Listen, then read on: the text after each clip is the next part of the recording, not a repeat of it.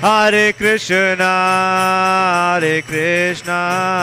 Krishna Krishna, Hare Hare, Hare Rama, Rama Rama, Hare Hare.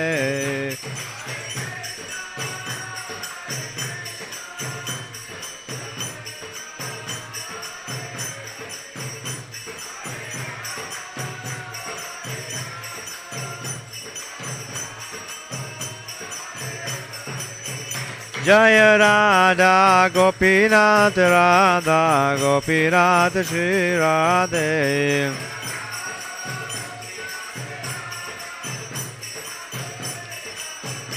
Jaya Gauranitai Jaya Gauranitai Jaya Gauranitai Jaya Gauranitai.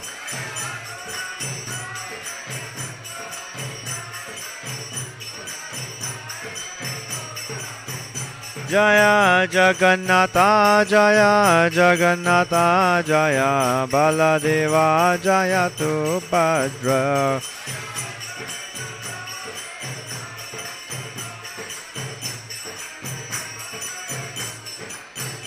Jaya Jaya Prabhupada Prabhupada Prabhupada Jaya Jaya Prabhupada.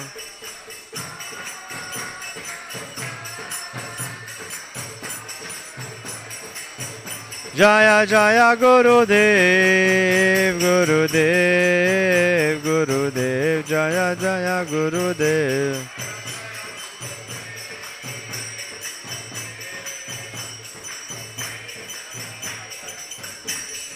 Ita Go Premanandi. Jai Om Vishnupad Paramhamsa Parivijagacharya Stotra Shri Srimad Divine Grace Srila Abhay Chandra Ravinda Bhakti Vedanta Swami Srila Prabhupada Ki. Jai Om Vishnupad Paramhamsa Parivijagacharya Stotra Shri Srimad Divine Grace Srila Bhakti Saraswati Thakur Swami Maharaj Srila Prabhupada Ki. Ananta Kori Vaishnav Vrind Ki. Namacharya Srila Haridas Thakur Ki. प्रेम से कहो श्री कृष्ण चैतन्य प्रभु नित्यानंद श्री अद्वैत गदाधर श्री वसादि गौर भक्त वृंद की. श्री राधा कृष्ण गोप गोपीनाथ श्याम कुंड राधा कुंड गिरी गोवर्धन की. श्री वृंदावन धाम की, मथुरा धाम की, नवद्वीप धाम की, जगन्नाथपुरी धाम की, गंगा माई की, यमुना माई की, भक्ति देवी की, श्री युगदाम हरि नाम संकीर्तन यज्ञ की. Srila Prabhupada translate book distribution की. Shri Prabhupada Translation Prasharam Distribution Ki. Nitai Gaur Premanandi. All glories to the assembled devotees. Hare Krishna. All glories to the assembled devotees. Hare Krishna. All glories to the assembled devotees. Hare Krishna. All glory to Shri Guru and Shri Gauranga. Namo Vishnu Padaya Krishna Prita Prabhupada Jai Shri Raja Bhakta Sastra Vidita Shri Radha Rati Hari Bhakti Vichakana Sasam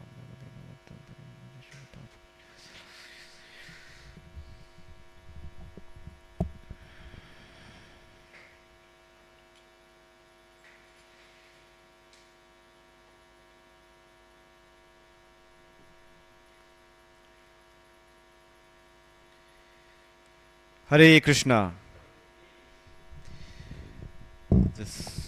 Thank you everyone for coming to this morning's Bhagavatam class. We're reading from Canto 4, Chapter 2, Text 22, which is on the board. Om Namo Bhagavate Vasudevaya. Om Namo Bhagavate Vasudevaya.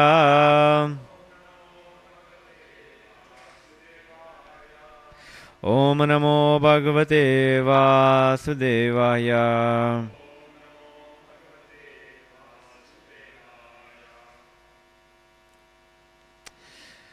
Canto 4, titled Daksha Curses Lord Shiva.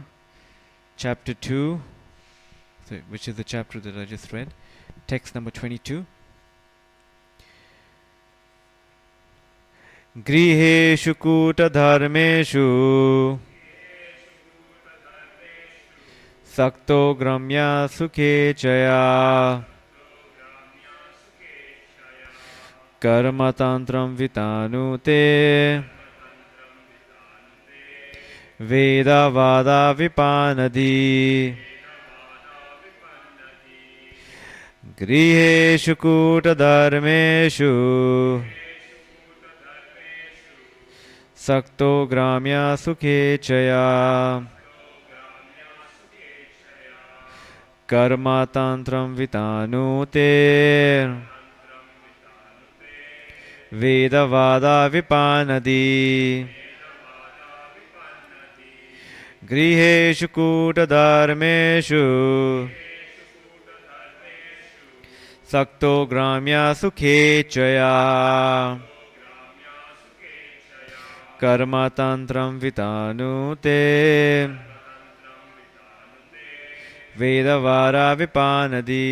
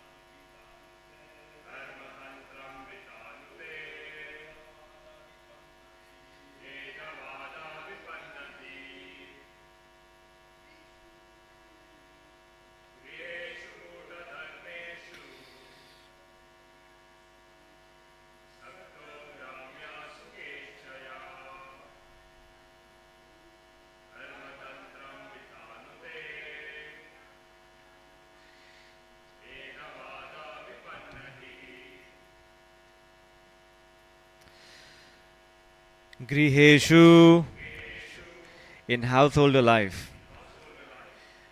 Kutadharmeshu of pretentious religiosity. Sakta being attracted. Gramya Sukha Ichaya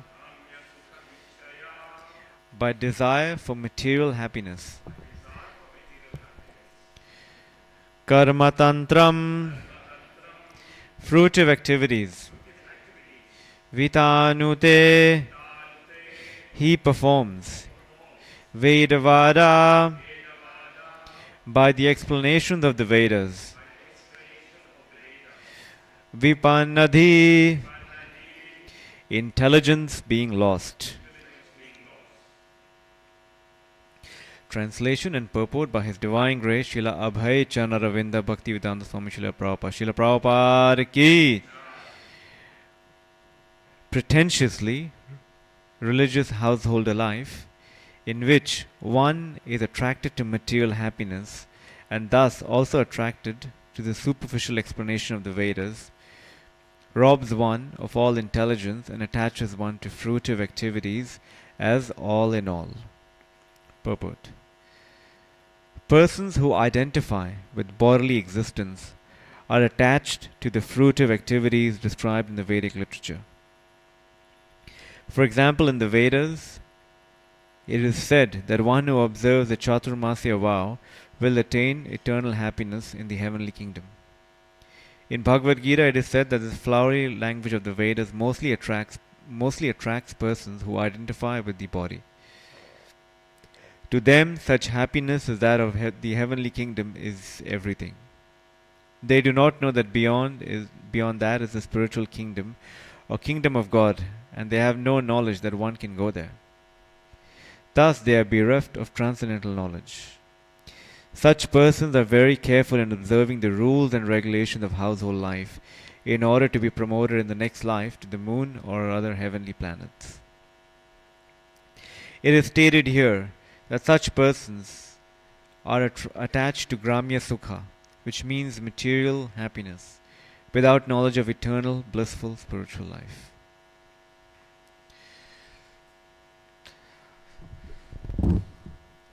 Om Ajnanatimirandhasya Gyananjana Chakshurun Militam Yena Tasmai Shri Guruve Namaha Shri Chaitanya Manobishtam Stapitam Yena Bhutale Swayam Rupa Kadamayam Dadati Swapadantikam Vandeham Shri Guru Shri Yuta Parakamalam Shri Gurun Vaishnavam Cha Shri Rupam Sagrajatam Sahagana Raghunatan Vitam Tam Sajivam Sadvaitam Savadutam Parijana Sahitam Krishna Chaitanya Devam Shri Radha Krishna Padan Sahagana Lalita Shri Vishakanvitam Cha He Krishna Karuna Sindhu Dinabandhu Jagatpate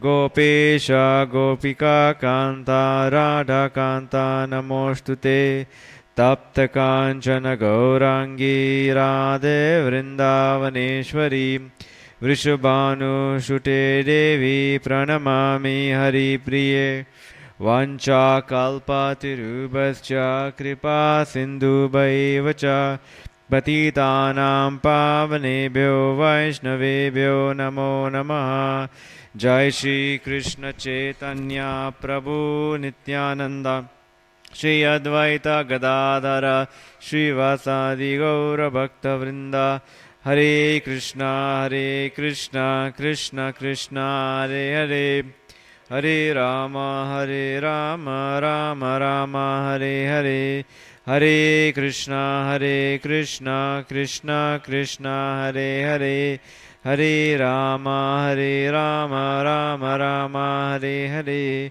Hare Krishna Krishna Krishna Hare Hare Hare Rama Rama Rama Hare Hare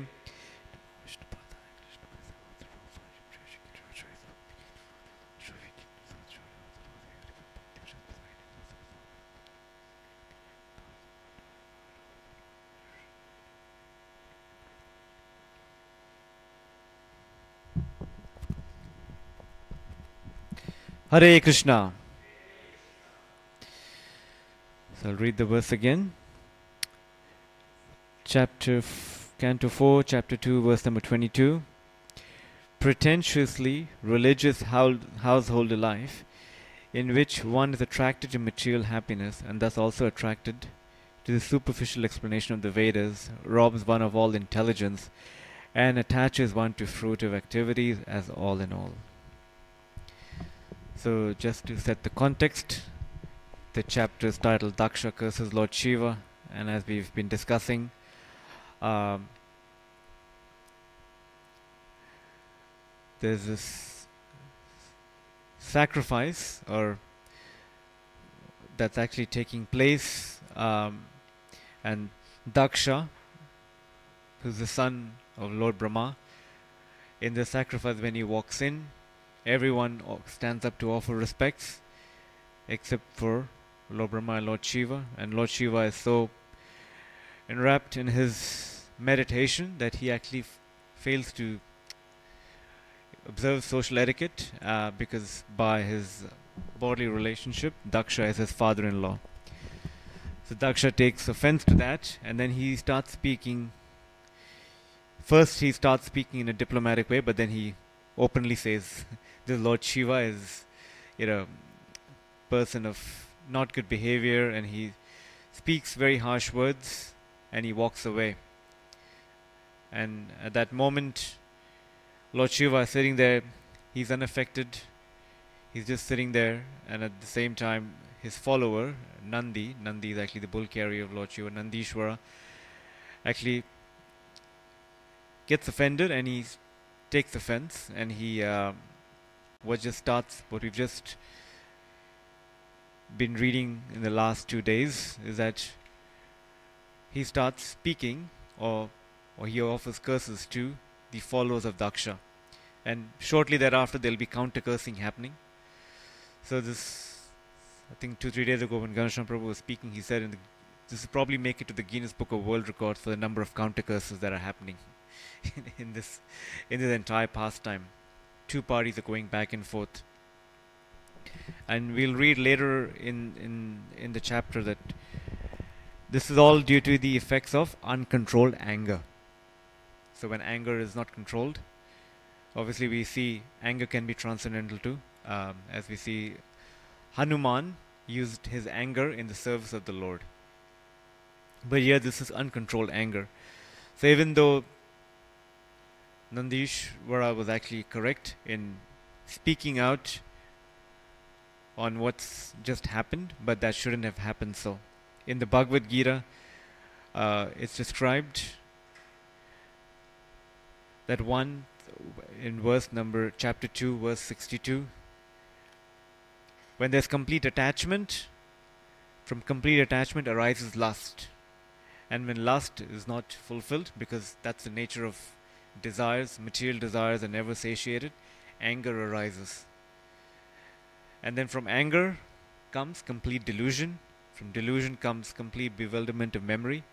So when you can clearly see, even in our own lives, or in our dealings, or in whatever we have observed in people, or just in an environment, when people get angry, they quite often say things completely forgetting all that's, relationships can go completely south in a matter of few minutes, that which took years and years of perseverance and selfless sacrifices. But just in a matter of few minutes, just because something that didn't really sit well with the other person, there's anger, and in the anger certain words come out which cannot be retracted. And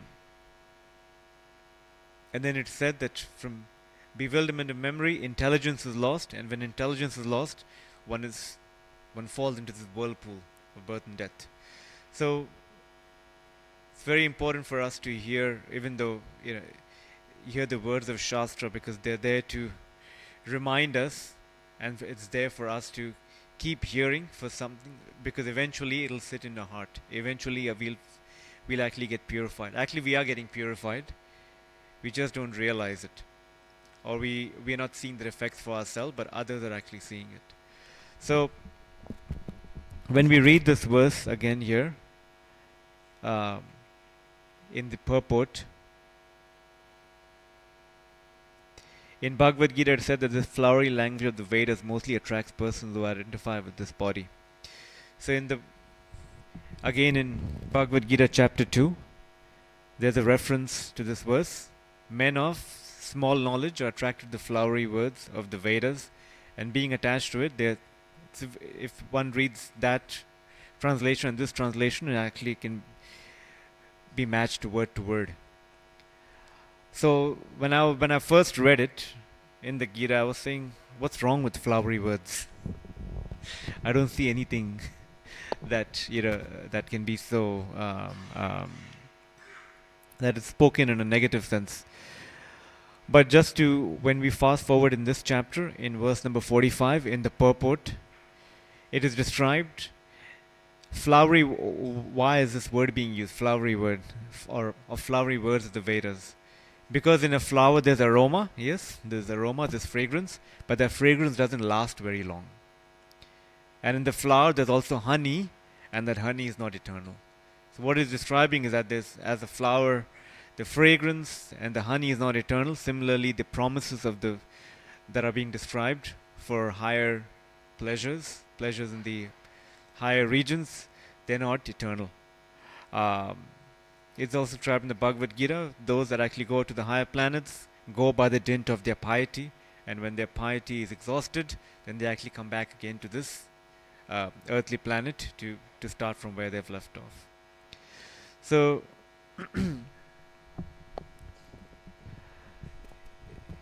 now it's worth to consider, especially when I said this was described, even though it seems that Nandishvara is actually speaking a curse, but he's actually making a declaratory statement. it's echoing what's actually being said in the Bhagavad Gita, wherein if one is attached in verse number in Bhagavad Gita chapter 2 verse number 44, in the minds of those that are attracted to sense gratification and opulence, the resolute determination for devotional service does not take place. So now what is this? What does it mean to be attached to sense gratification and opulence?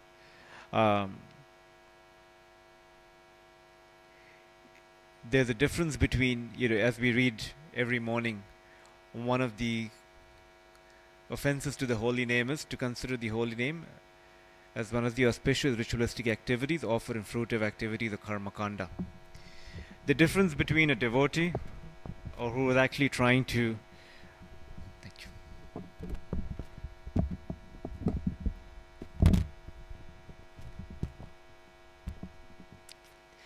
difference between a devotee and someone who's actually aspiring for fruitive activities, because the devotee is taking shelter of satatam kirtayanto mam, always chanting glories with determination, always making the determined effort. That means a devotee is always trying to put Krishna in the center of his or her life. So as we see here, we have Shri Radha Gopinath, Shri Gaurnita, Shri Jagannath Subhadra. Nitya Seva happens.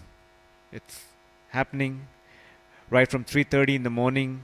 The lordships are being woken up, and there's Mangala Arati, there's Tulsi Arati, there's Guru Puja, there's offering to the Lord, then there'll be noon Arati, then there'll be a 4:30 Arati, and 7:30 Arati, and meanwhile there's offerings being done. Not only that, devotees are going out, distributing books, giving the holy name. And apart from that, devotees are making every effort to actually utilizing the Sankirtan principle. So one meaning of Sankirtan is congregational chanting of the holy name, but then the other meaning of Sankirtan is complete utilization of one's intelligence, one's resources in the service of the Lord.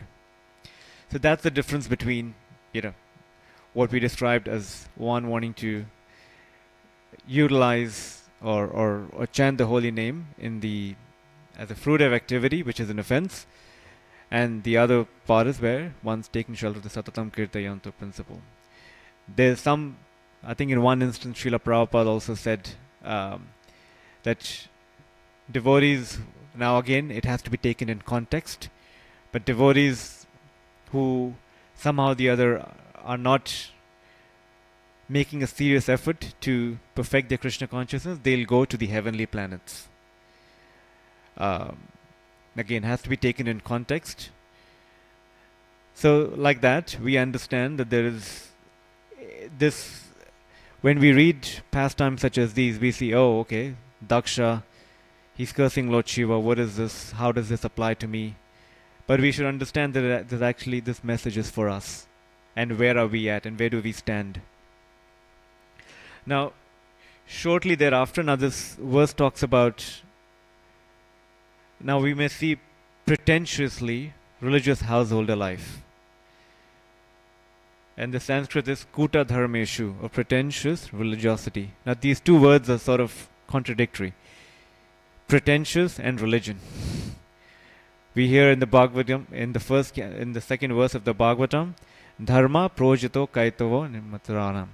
Completely rejecting all cheating religions. So if there's even a slightest desire to enjoy this material world, we should not open the Bhagavatam.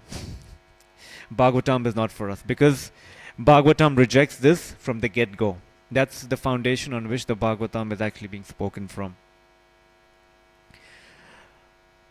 Now, interestingly enough, Daksha, does anyone know what does the word Daksha mean?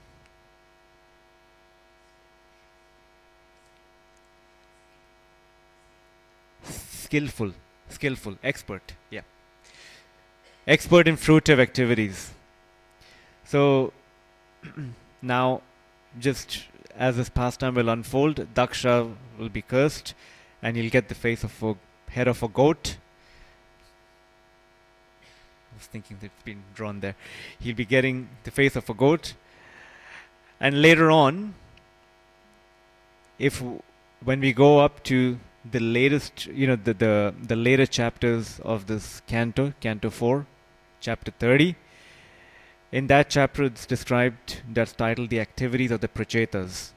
So the Prachetas, they undergo severe austerities, and as a result of the austerities, the Lord appears to them and offers them to marry a girl who is actually similar natured to the Prachetas, and from their union comes Daksha. So Daksha is reborn, or Daksha takes second birth.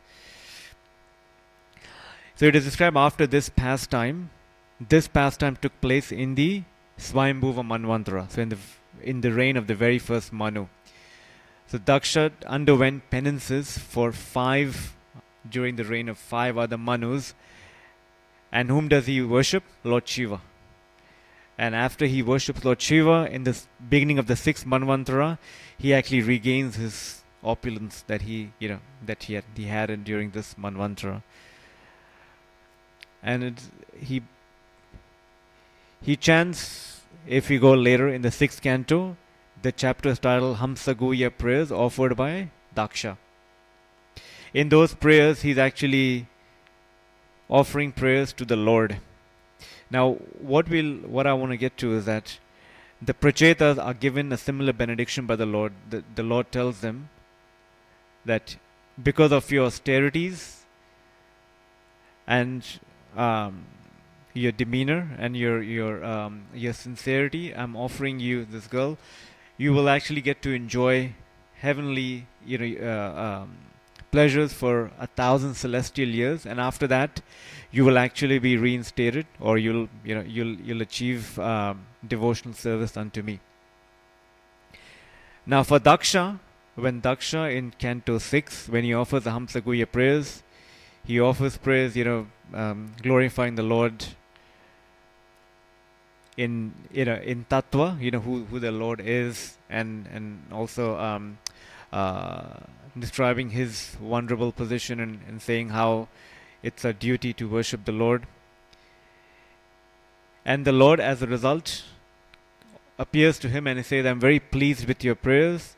Now here you go again. I'm offering you this girl. You will now create progeny through her. And in the commentary, Vishwanath Chakravarti Thakur actually writes that Daksha, because as he had, during the end of his previous lifetime, where he had actually gotten the face of a goat, he had committed an offense at the feet of Lord Shiva, who is actually, the devotee of the Lord. As a result of that, he maintained his desires of unlimited, as a text, unlimited sexual desires, due to which he was given that opportunity in his next birth, by which he could actually create progeny. So as a result of that, the Lord appeared to him and gave him the benediction to create progeny, gave him his blessings. But on the contrary, when we read the prayers of the Prachetas are actually glorifying Lord Shiva. If you read, let me just read this. Canto 4, chapter 30, verse number 38, where the Prachetas are saying, Dear Lord, by virtue of a moment's association with Lord Shiva, who is very dear to you, and who is your most intimate friend, we were fortunate to attain you. You are the most expert physician, capable of treating the incurable disease of material existence. On account of our great fortune, we have been able to take shelter of your lotus feet. So the Prachetas are expressing their gratitude. They're expressing their gratitude for their association with Lord Shiva. Whereas Daksha, even though, like I said earlier, he prayed to Lord Shiva for the period of 5 manvantras, his heart wasn't purified of the offense that he had actually made. So that's the difference between Daksha and the Prachetas, where they both get the audience of the Lord, they both get the darshan of the Lord, and they both get blessings of the Lord, but they both head in different directions. Now one may say, okay, then why do the Vedas actually speak of these promises to go to heavenly planets. Now we need to understand that the Vedas are actually meant for all kinds of living entities. Um, and these living entities, if they take shelter, in one instance, Srila Prabhupada was asked, there was some demigod. I can't believe the name of this. I can't remember the name of this festival that was taking place somewhere. And the devotee telling Srila Prabhupada, these people are actually ignorant. They don't know what they're doing. And Prabhupada said, don't disturb them, because they're actually taking shelter of a Vedic process, a process that's outlined in the Vedas. They're actually far more superior than others who are completely ignorant of who even blaspheme, or who even are completely atheistic towards Vedic rituals. So the Vedic rituals are there, but when we actually understand the essence of it, that ritual becomes spiritual. The very essence of it is always remembering Krishna, never forgetting him. And that's the principle by which the devotees work. So as devotees, we should always understand that our life, our endeavors should be done in a mood of sacrifice, yagya. That's the very premise from which Krishna starts speaking the Bhagavad Gita of, chapter 3 of the Bhagavad Gita, where he says everything should be offered as sacrifice to the Lord. So once Srila Prabhupada, believe this was in Juhu, when the Juhu temple, when the deities were being installed, and when they were just trying to gather all the missing bits and pieces to get the temple up, and somehow some life members came up to Srila Prabhupada and said, Prabhupada, we should actually tell people that if you come and worship Radha Rasbihari, then you'll actually become rich. This was because at that time, the property on which the temple is at today, obviously it's one of the most affluent properties in the world, Juhu Beach, but at that time it wasn't that so. And even though today it is what it is, Srila Prabhupada said, no, we are not here to make business with the Lord. We serve Radha Rasbihari out of love, and our exchange is purely based on the transaction of love. And again, like we say, love is in the detail and not in the not just purely in the sentiment. Because if we stick on the principle of, or on the level of sentiment, then we become like Sahajiyas. But detail is where we understand. Well, like I said here, we have Shri Radha Gopinath here. There's actually detail. There are devotees who are actually trying in every possible way, in every possible endeavor that they're making. All of us are trying to please our lordships, please Srila Prabhupada, and that's, the details actually vary across each of those circumstances. So like that, when we see, and now, like I said here, it talks about pretentiously religious household life, so that where we are totally, somehow or the other, if we fail to recognize the essence of the Vedic scriptures, then we too can fall into that trap. And later on we'll see, in the following verses, where Daksha will be given, the face of a goat, and then there'll be counter-cursing happening from Nandishwara, from the followers of Daksha. Now, as the purports will actually outline, these curses have actually come to be true in the form of, the Smarta Brahmanas, on how the followers of Lord Shiva actually, they decry the purpose of the Vedas, how they've actually, when Lord Shiva tells Parvati that I'm going to appear in Kali Yuga, as we understand through Sankaracharya. So like that, precepts in the Bhagavatam are presented to you in the form of Puranas, histories, to teach us a lesson and for us to understand. Now, this conflict between Daksha and Lord Shiva, even though it's, like I said, it appeared in the Swayambhuva Manvantara, in the first Manvantara, and we see the same challenges we actually face, in our day-to-day life. That means human nature does not change. What was true then is true even today. But here we see there's obviously some culture here, because even after these two personalities leave, the sacrifice still goes on. So there's more to come in these following chapters. So when we read this, we should understand, where do we stand? Where is my, as it said, whatever state of consciousness one remembers the time of death, that state he will attain without fail. So Daksha, even though he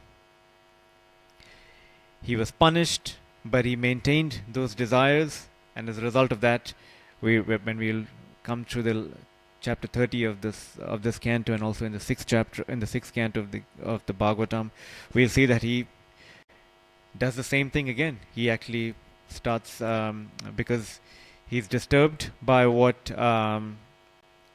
because he's been asked to create progeny, and Narada Muni comes and takes, and makes them all into, and preaches to them, and they all take up to brahmacharya. He curses Narada Muni. So when we see this on an external view, without considering the devotional aspect, we may think that there's injustice being happening. But underneath it all is actually the divine plan of the Lord. Again, it can be very hard for us to understand, but somehow or the other, as Brahma's verse goes, Tatenu kampam samikshamano. If one just somehow or the other accepts whatever it is that's due to my past suffering, then that'll ease, or that'll endear us more closer to Krishna. So I'll end here. Thank you, everyone. If anyone has maybe a question or a comment, we can. Yes, Prabhu. Hare. Yes. Yes. Hare Krishna.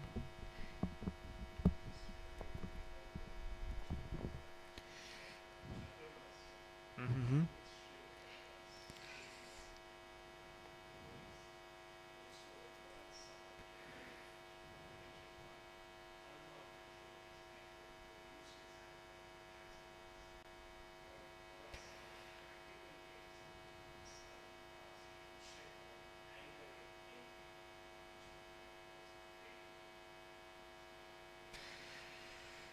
Yeah, good question, Prabhu. Anger or envy. Um,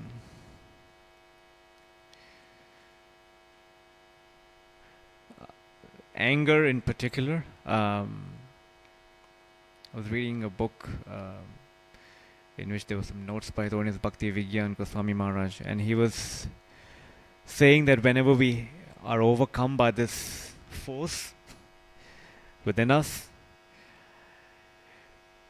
we should do, I can't remember if he said 3 things or 4 things, but anyway, whatever I remember, I'll just say. He said one is sleep on it, which means don't act on it right away. Second is, if you can, and if you have access, or if you have, if somehow or the other, like, you have the blessed association of someone whom you can confide in, who can actually give you an unbiased view of things, and that can also help. And third is, which I've heard some devotees actually do this quite often, and it's helped, journaling. Just journal your thoughts, and then come back to it a day later, or some other point, and just see if this really is something that I should act upon. Because like I said, with anger can come words, which words once spoken cannot be taken back. There's anger, don't act on it. Yeah, he said, I think 4 things. I can't remember the 4th one. Envy. I mean, Krishna in so many places in the Gita, if you just do a search on the word envy, there are so many verses, translations, he who disregards this out of envy. Now, we may think, when I said, okay, when I read it, I said, I don't have any envy. What is Krishna talking about? What is this? It took me a while to realize that it's Krishna is the supreme enjoyer. Bhoktaram Yagatavam Savaloka Maheshwaram. Krishna is the beneficiary of all sacrifices. That means whatever um,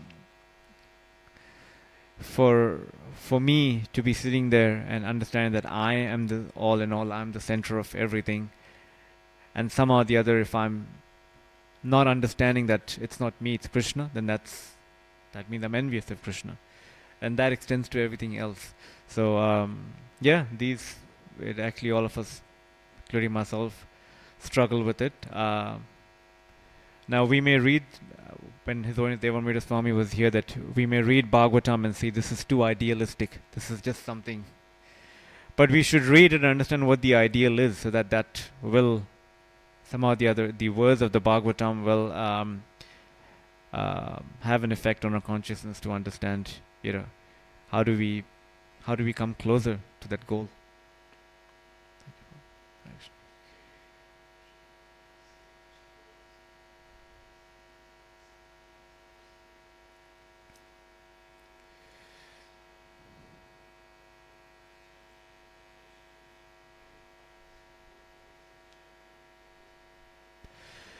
Yeah, see, Srila Prabhupada said there's a few years ago, or maybe even still ongoing. Have you heard this term called hermeneutics? Hermeneutics. For example, like I said, Srila Prabhupada said that my devotees would actually go to the heavenly planets. Now, is this meant to be a generalization, or we have to look at things in the context? What is actually being saying? So, the context of him saying that was that those who are not serious in their in their service or in their Krishna consciousness itself will actually go via the heavenly planets. So go to the heavenly planets. So it has to be taken in context. So Srila Prabhupada's view in Chaturmasya, I know that I was reading some time ago on Bhaktisiddhanta Saraswati Thakur. He actually followed Chaturmasya. Now Srila Prabhupada would have said, in that book Ocean of Mercy, in one instance Srila Prabhupada said no, but in then another instance, that book, I know that His Grace Bhavananda Prabhu was actually following it in while Srila Prabhupada was present. So there are two things which have to be taken in context for us to understand, because rather than that, or we may say yes to, or no, Prabhupada never endorsed Chaturmasya, or he did. Thank you, Prabhupada. Yes, Prabhupada.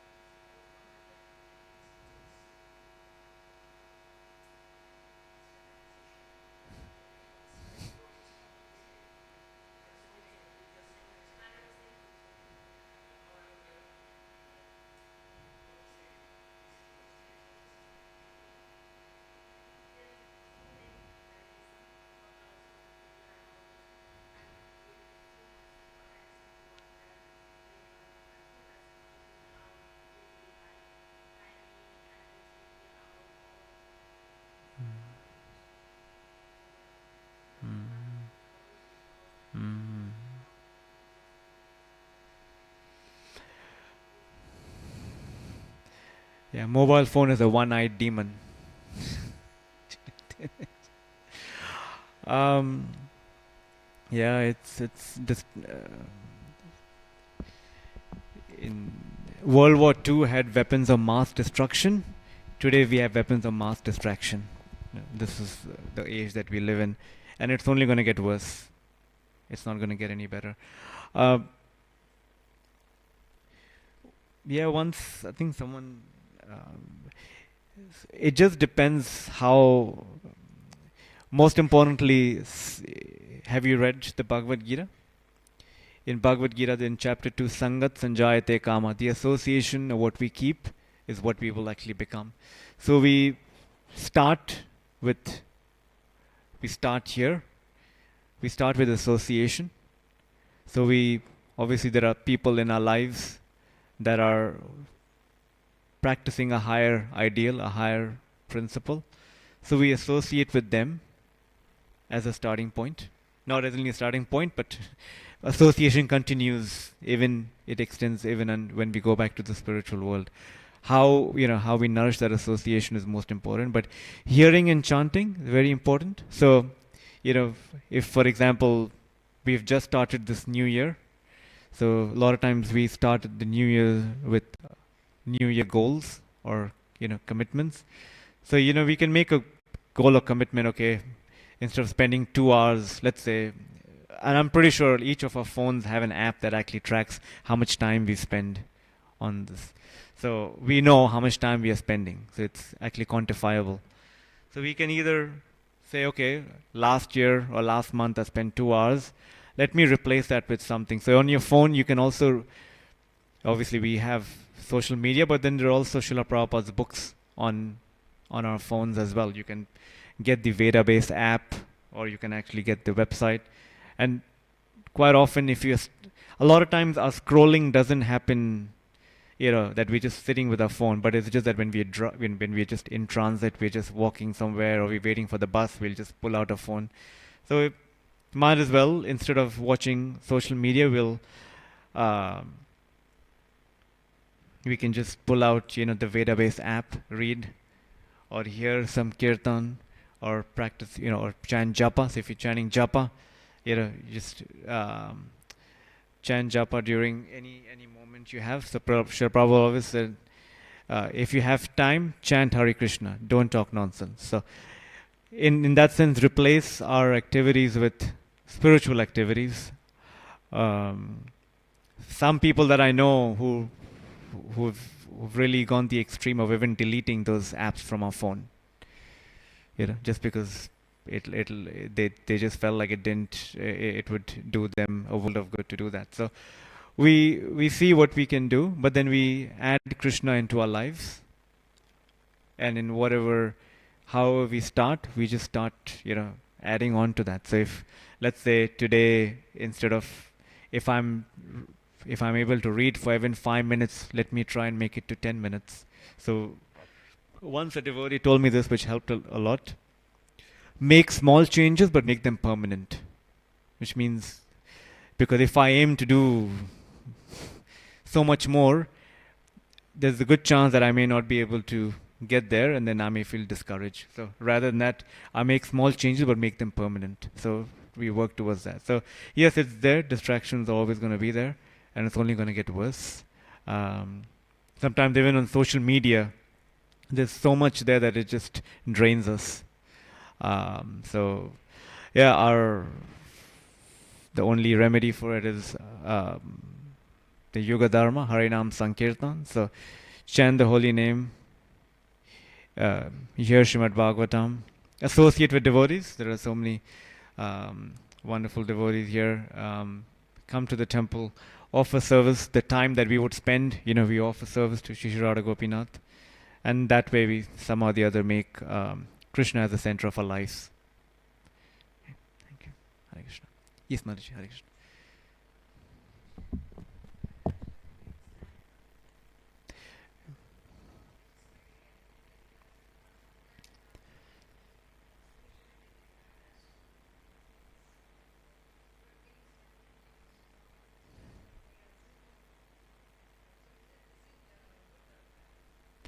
Okay. I'll just repeat the question, Master, because so the attachment we see even, I would say, in spiritual life. Yeah. It brings anger. Yep. Yep. Yep. Whatever things, service, just, yeah. Frustration. Yep. Is it good or bad?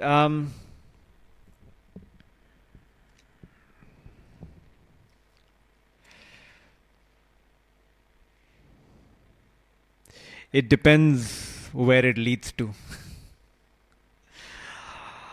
Um, See, okay, I'll give you. This is the Srila Prabhupada example.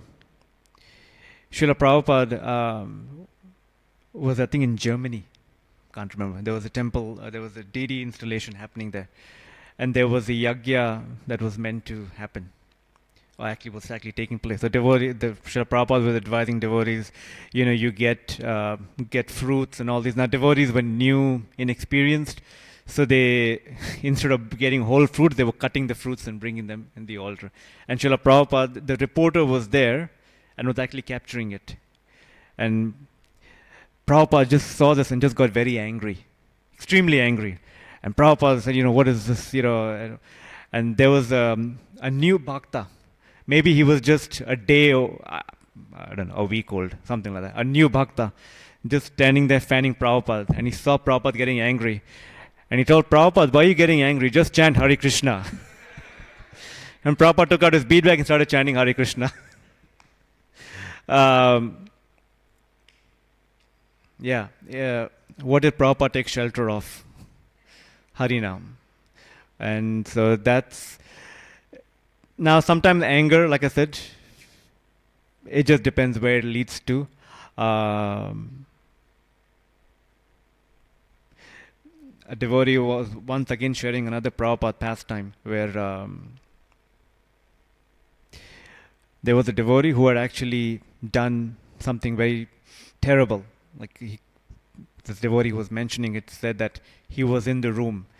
And it was so terrible that Prabhupada was so angry with this devotee that this devotee came when he was sitting on the ground, when he was being chastised by Prabhupada, that he went out of the door, not standing up, but just crawling on his leg backward. That's how angry Prabhupada was. And at that very next moment, some devotee walked in, and Srila Prabhupada instantly greeted this devotee and had a conversation with him or her that was completely unreal. In a fraction of a second, Srila Prabhupada was able to, just deal with that second devotee who had actually come there on his own terms and just try to uplift them in their, or encourage them. What this devotee was trying to say is that Prabhupada was angry, but he wasn't controlled by anger. So that was what. A lot of time when we get angry, we get controlled by it. We just are overcome by it. But as we see in the lives of these transcendental personalities, they don't get consumed by it. Rather, they just, it is something that they are using it in the service of the Lord.